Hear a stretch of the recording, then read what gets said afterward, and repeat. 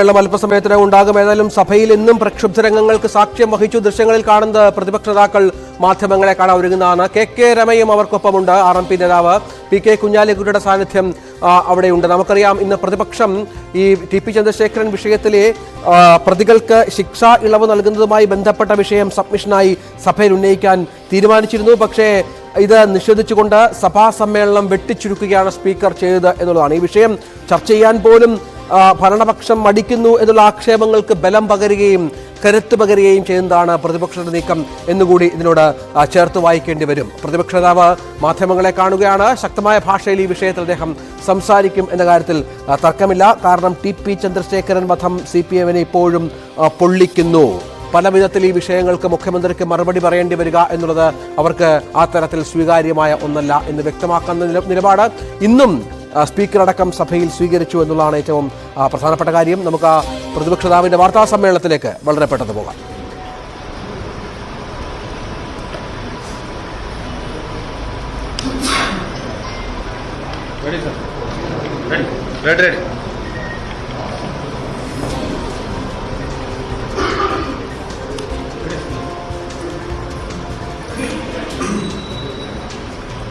TP Chandrasekharan വധക്കേസിൽ ജയിലിൽ കഴിയുന്ന 3 പ്രതികൾക്ക് ശിക്ഷാ ഇളവ് നൽകാൻ വേണ്ടിയിട്ടുള്ള സർക്കാരിന്റെ നീക്കം ആണ് ഞങ്ങൾ ഇന്ന് സഭാ നടപടികൾ നിർത്തിവെച്ച് ചർച്ച ചെയ്യണമെന്ന് ആവശ്യപ്പെട്ടുകൊണ്ട് നിയമസഭയിൽ കൊണ്ടുവന്നു.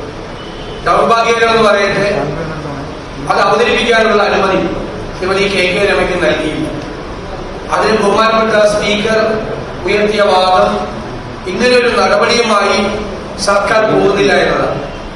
സർക്കാർ നിയമസഭയിൽ പറയേണ്ട, മുഖ്യമന്ത്രി നിയമസഭയിൽ പറയേണ്ട മറുപടിയാണ് സ്പീക്കർ പറഞ്ഞത്. അതിലെ അനൗചിത്യം ഞങ്ങൾ ചൂണ്ടിക്കാട്ടുകയുണ്ടായി. സ്പീക്കർ അല്ലാതെ മറുപടി പറയേണ്ടത്, ഗവൺമെന്റാണ് മറുപടി പറയേണ്ടത്. മാത്രമല്ല, ഞങ്ങളുടെ കയ്യിലുള്ള തെളിവുകൾ വളരെ വ്യക്തമാണ്. അതായത് കണ്ണൂരിലെ jail superintendent 13/6/2024 city police commissioner കണ്ണൂർക്ക് അയച്ച കത്തുണ്ട്. ആ കത്തിൽ ശിക്ഷാ ഇളവ് നൽകേണ്ട പ്രതികളുടെ ലിസ്റ്റ് കൊടുത്തിട്ടുണ്ട്. എന്നിട്ട് അതുമായി ബന്ധപ്പെട്ട മുഴുവൻ റിപ്പോർട്ട്, അവരുടെ പ്രൊബേഷൻ റിപ്പോർട്ടുകൾ സഹിതം ഫയൽ ഹാജരാക്കാൻ കമ്മീഷനോട് പറഞ്ഞിരിക്കുകയാണ്. അതിൽ TP ചന്ദ്രശേഖരൻ വധക്കേസിലെ പ്രതികളായ EK രതീഷ്, മുഹമ്മദ് ഷാഫി, അതുപോലെ അണ്ണൻ സിജിത്ത് തുടങ്ങിയ 3 പ്രതികളാണ് ആ കേസിൽ ശിക്ഷാവിന് വേണ്ടി കൊടുത്തിരിക്കുന്നത്. ഏറ്റവും രസകരമായ കാര്യം എന്ന് പറയുന്നത്, ഇത് ഹൈക്കോടതി ഇവരുടെ ജീവപര്യന്തം ഇരട്ടിയാക്കി വർദ്ധിപ്പിച്ചു, ഡബിൾ ജീവപര്യന്തമാക്കി. 20 വർഷക്കാലത്തേക്ക് ഇവർക്ക് യാതൊരു ശിക്ഷാ ഇളവും കൊടുക്കരുതെന്നാണ് ബഹുമാനപ്പെട്ട ഹൈക്കോടതി പറഞ്ഞിട്ടുള്ളത്. ഹൈക്കോടതി ചോദിച്ചൊരു പ്രസക്തമായ ചോദ്യമുണ്ട്: who would commit such a barbaric act and Y?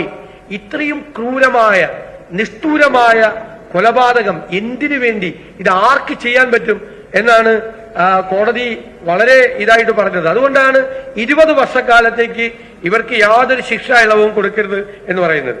ഈ ശിക്ഷാ ഇളവ് കൊടുക്കുന്നതുമായി ബന്ധപ്പെട്ട് 2018 ബഹുമാനപ്പെട്ട ഹൈക്കോടതി ഒരു ഉത്തരവിറക്കി. ആ ഉത്തരവ് ഇതിനുള്ള മാനദണ്ഡങ്ങൾ നിശ്ചയിക്കണമെന്ന്. അതിന്റെ ഭാഗമായി 23/11/2018 സർക്കാർ ഒരു ഉത്തരവിറക്കി. ആ ഉത്തരവിൽ ശിക്ഷാ ഇളവ് നൽകേണ്ട മാനദണ്ഡങ്ങളെ സംബന്ധിച്ച് പറഞ്ഞതിന്റെ ഏറ്റവും അവസാന ഭാഗം, രാഷ്ട്രീയ കൊലപാതക കേസുകളിൽ ഉൾപ്പെട്ടിട്ടുള്ള പ്രതികൾക്ക് 14 വർഷം കഴിയാതെ ഒരു കാരണവശാലും ശിക്ഷാ ഇളവ് കൊടുക്കാൻ പാടില്ല. 2018 ഹൈക്കോടതിയുടെ ഉത്തരവിനെ തുടർന്നിറങ്ങിയ ഈ സംഭവത്തിലൊരു ഗൂഢാലോചന നടന്നു എന്ന് ഞങ്ങൾ ആരോപിക്കാനുള്ള പ്രധാനപ്പെട്ട കാരണം, 2022 സർക്കാർ വേറൊരു ഉത്തരവിറക്കി. ആ ഉത്തരവിൽ, നേരത്തെ പറഞ്ഞ ഉത്തരവിലുണ്ടായിരുന്ന രാഷ്ട്രീയ കൊലപാതക കേസുകളിലെ പ്രതികളെ ശിക്ഷാ ഇളവിൽ നിന്ന് ഒഴിവാക്കിയത് മാറ്റി. അപ്പൊ 2022 ഉത്തരവ് പ്രകാരം രാഷ്ട്രീയ കൊലപാതക കേസുകളിലെ പ്രതികൾക്ക് ജാമ്യം കൊടുക്കാം, ഏത് സമയത്ത് വേണമെങ്കിലും അവർക്ക് ശിക്ഷ ഇളവ് കൊടുക്കാൻ പറ്റും എന്നുള്ളൊരു പ്രധാനപ്പെട്ട കാര്യമാണ്. മാത്രമല്ല, Kerala prisons and correctional service management act 2010 അത് ഈ 2022 ഉത്തരവിൽ ബാധകമല്ല എന്ന് പറഞ്ഞിരിക്കുന്നത്. സെക്ഷൻ 78(2) വകുപ്പിൽ ആ ആക്ടിലെ പറയുന്നത് ഇവരുടെ മൊത്തം ശിക്ഷ ഇളവ് എന്ന് പറയുന്നത് അവർക്ക് കൊടുത്തിരിക്കുന്ന പരോള്, അവർക്ക് കൊടുത്തിരിക്കുന്ന ആനുകൂല്യങ്ങൾ അതിന്റെ 1/3 പാടില്ലെന്നാണ് വളരെ വ്യക്തമായി പറഞ്ഞിരിക്കുന്നത്. അപ്പൊ അതുകൂടി ഈ 2022 ഉത്തരവ് മാറ്റി. കാരണം എത്രമാത്രം പരോള് വേണമെങ്കിലും രാഷ്ട്രീയ കൊലപാതക കേസിലെ പ്രതികൾക്ക് കൊടുക്കാം എന്നുള്ളൊരു സാഹചര്യമാണ് അതിനകത്ത് വച്ചിരിക്കുന്നത്. അപ്പൊ ഈ 2018 സർക്കാർ ഉത്തരവ് തിരുത്തിക്കൊണ്ടാണ് 2022 ഉത്തരവ് ഇറങ്ങിയത്. ആ ഉത്തരവിന്റെ ഉദ്ദേശം തന്നെ ഈ ടി.പി. ചന്ദ്രശേഖരൻ വധക്കേസിലെ ഉൾപ്പെടെയുള്ള പ്രതികൾക്ക് ശിക്ഷാ ഇളവ് കൊടുക്കാൻ വേണ്ടിയിട്ടുള്ള തീരുമാനമാണ്. ഇപ്പൊ സ്പീക്കർ പറഞ്ഞു ഒരു നടപടിയും സർക്കാർ എടുത്തിട്ടില്ല. ഈ കത്ത് ഞങ്ങൾ ഹാജരാക്കി, മാധ്യമങ്ങളിലും വന്നു.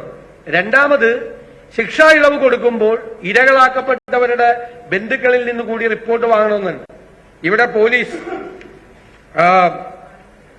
3 പോലീസ്, പാനൂർ പോലീസ് ഉൾപ്പെടെ ചന്ദ്രശേഖരന്റെ ഭാര്യയായ രമയുടെ പക്കൽ നിന്ന് മൊഴിയെടുത്തിട്ടുണ്ട്. അപ്പൊ നടപടിക്രമമായിട്ട് മുന്നോട്ട് പോവാണ്. ജയിൽ സൂപ്രണ്ട് പറഞ്ഞ നടപടിക്രമങ്ങൾ, ശിക്ഷാ ഇളവ് കൊടുക്കാനുള്ള നടപടിക്രമങ്ങൾ, പ്രൊബേഷൻ റിപ്പോർട്ട് കൊടുക്കണം, ബന്ധുക്കളുടെ മൊഴികൾ മേടിക്കണം, ഇതെല്ലാം മേടിച്ച് നടപടിക്രമങ്ങളുമായി മുമ്പോട്ട് പോവാണ്. രമയുടെ മൊഴി എടുത്തു കഴിഞ്ഞു. എന്നിട്ട് സ്പീക്കർ എങ്ങനെയാണ് സർക്കാരിന് വേണ്ടി പറയുന്നത് ഒരു നടപടിയും നടക്കുന്നില്ല എന്ന്? ശിക്ഷാ ഇളവ് കൊടുക്കാനുള്ള നടപടികളുമായി പോവുകയാണ്. ഇതിനകത്ത് ഏറ്റവും പ്രധാനപ്പെട്ട കാര്യം എന്ന് പറയുന്നത് എല്ലാ സൗകര്യങ്ങളോടുകൂടി ഈ ക്രൂരമായ കൊലപാതകം ചെയ്ത പ്രതികൾ ജയിലിൽ വാഴുകയാണ്. അവർക്ക് ഇഷ്ടമുള്ള ഭക്ഷണം, അവരാണ് മെനു തീരുമാനിക്കുന്നത്. തലേ ദിവസം നാളെ എന്ത് ഭക്ഷണം വേണം, ഇഷ്ടമുള്ള മദ്യം, അവർക്ക് മയക്കുമരുന്ന്, എല്ലാ സൗകര്യങ്ങളും ജയിലിൽ കൊടുക്കും. അവർക്ക് ഇഷ്ടമുള്ള മൊബൈൽ ഫോൺ, ഏത് സമയത്തും അവർക്ക് മൊബൈലിൽ വിളിക്കാം, ആരെയും ബന്ധപ്പെടാം. പ്രതികൾ അവിടെ അഴിഞ്ഞാടുകയാണ് ജയിലിൽ. യഥാർത്ഥത്തിൽ ഈ ഒരു പ്രതി പരോൾ നിരവധി പ്രാവശ്യമാണ് പരോൾ കൊടുത്തിരിക്കുന്നത്. ഇപ്പോ രമ നിയമസഭയിൽ ചോദിച്ച ചോദ്യത്തിന് ഈ പരോളിന്റെ ഡീറ്റെയിൽസ്, ചന്ദ്രശേഖരൻ വധക്കേസിലെ പ്രതികളുടെ പരോളിന്റെ ഡീറ്റെയിൽസ് ചോദിച്ചിട്ട് 5 മാസമായിട്ട് തന്നിട്ടില്ല. 5 മാസമായിട്ട് തന്നിട്ടില്ല. കാരണം അത്രമാത്രം പരോള് അവർക്ക് കൊടുത്തു കഴിഞ്ഞു. ഒരു പ്രതിക്കും കൊടുക്കാൻ പറ്റാത്തതിനേക്കാൾ കൂടുതൽ അവർ പരോളിലാണ്. പരോളിൽ പോയ ഈ പ്രതികൾ, ഒരു പ്രതി കിർമാനി മനോജ് മയക്കുമരുന്ന് കേസിൽപ്പെട്ടു.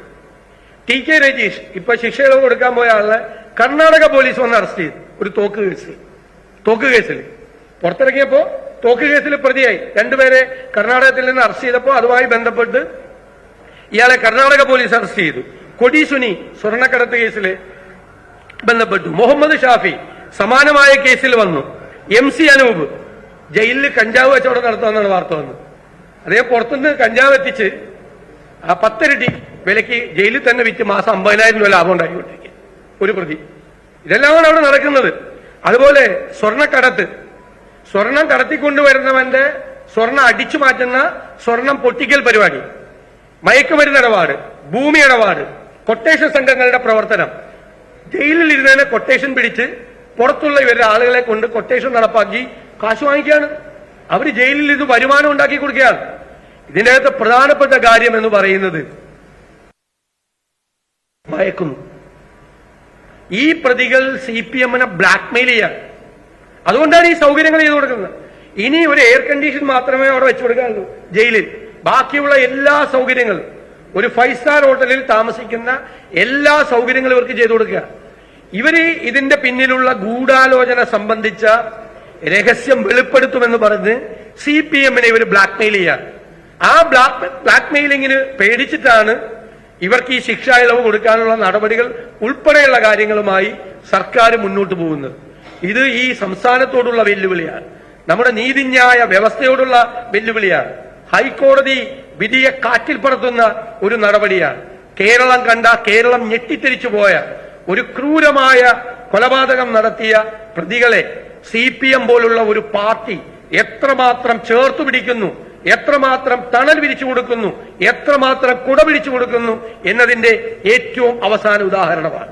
ഒരു കാര്യം ഞങ്ങൾ നിയമസഭയിൽ വ്യക്തമാക്കണം എന്ന് കരുതിയതാണ്. ഈ കേസിലെ പ്രതികൾക്ക് ശിക്ഷാ ഇളവ് കൊടുക്കാനുള്ള തീരുമാനവുമായി സർക്കാർ പോയാൽ കേരളം ഇതുവരെ കാണാത്ത പ്രക്ഷോഭങ്ങൾക്ക്, നിരന്തരമായ പ്രക്ഷോഭങ്ങൾക്ക് സർക്കാരിന്, മുഖ്യമന്ത്രിക്കും മന്ത്രിമാർക്കും അടക്കം പുറത്തിറങ്ങാൻ പറ്റാത്ത രീതിയിലുള്ള പ്രക്ഷോഭങ്ങൾക്ക് കേരളം സാക്ഷ്യം വഹിക്കേണ്ടി വരും എന്ന് ഞങ്ങൾ വിനീതമായ മുന്നറിയിപ്പ് നൽകുന്നു. ഒരു വിട്ടുവീഴ്ചയും ഈ കേസിൽ ഞങ്ങളുടെ ഭാഗത്തുനിന്നുണ്ടാവില്ല. ഒരു വിട്ടുവീഴ്ചയും എന്ത് നടപടി സർക്കാർ സ്വീകരിച്ചാലും ഞങ്ങൾ അതിനെ ശക്തിയായി എതിർക്കുക തന്നെ ചെയ്യും എന്ന് ഞാൻ പറയാൻ ആഗ്രഹിക്കുന്നു.